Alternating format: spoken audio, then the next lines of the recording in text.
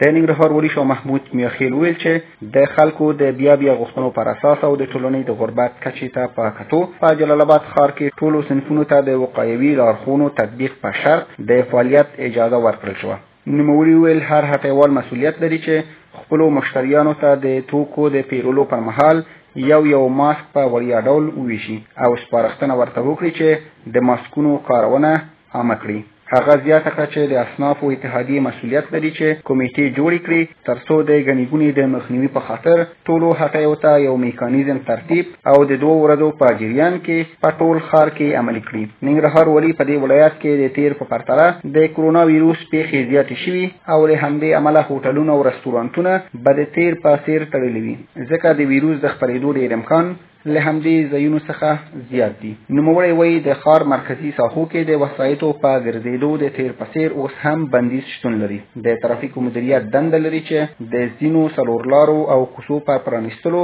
یا تړلو بیا له سره غور وکړي. دا چې د کرونا وضعیت حالت ورځ په ورځ تغییرېږي نو موږ مجبور یو چې خپل تصامیم کې هم تغییر راولو.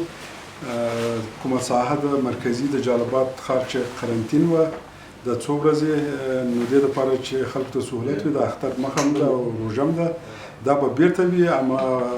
اصناف باید خپل کمیټې تعیین کړي خپل نظم مراعات کړي بیروبار جوړ نه کړي او د ماسکونو توزیع باندې باید یو کار وکړي چې خلک تشویق کړي چې ماسکونه واچوي. ترافیک په لحاظ باندې به بیا یو تجدید نظر کیږي هغه به تصمیم نیسي. په عین حالت کې یو کمیسیون د قومندان صاحب د امنیې په مشرتابه وټاکل شو چې د ښار د پاکۍ او نظم لپاره تختونه کراچۍ دیو لپاره یو پلان جوړ کړي او هغه عملي کړي. رستورانونه هوټلې هغه به د مخکې په شکل باندې بند وي نو به بیا تصامیم پس د اختر نیسو چې چیرې کرونا